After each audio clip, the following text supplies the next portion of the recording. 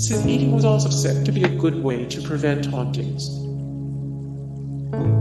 Sin eating was also said to be a good way to prevent hauntings. The last known sin eater died in 1906. The last known sin eater died in 1906. Sin eaters were looked down upon and poorly compensated. The sin eater was basically the psychic toilet of the town. His duty was to take on and contain the filthy sins of others. However, unlike today's sanitation workers, who tend to make pretty decent wages, sin eaters received almost nothing for their trouble. As OMG Facts puts it, the sin eater served a dual purpose. He saved the departed from hell, but also prevented them from wandering the earth as ghosts. In other words, he performed a service for both the living and the dead, which is a pretty big client base. Considering that, it's even more outrageous that he got paid squat to do it, about half a shilling per job, which is the equivalent of a couple dollars by today's standards. At best, in other words, the sin eater got a free meal out of the whole thing.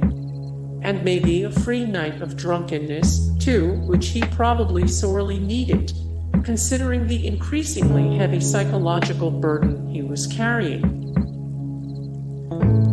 Eating someone's sins meant that their sins were transferred to you. Forget using a piece of toast to mop up some egg. Using a sin eater to mop up someone's sins was infinitely more effective.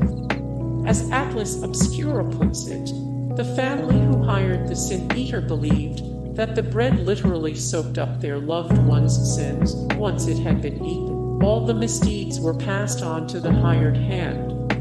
The sin eater's own soul was heavy with the ill deeds of countless men and women from his village or town. Usually, the only people who would dare risk their immortal souls during such a religious era were the very poor. To those who believed in the powers of this ritual, sin eaters were doing a necessary but distasteful job, literally becoming a bit more evil as they performed their task.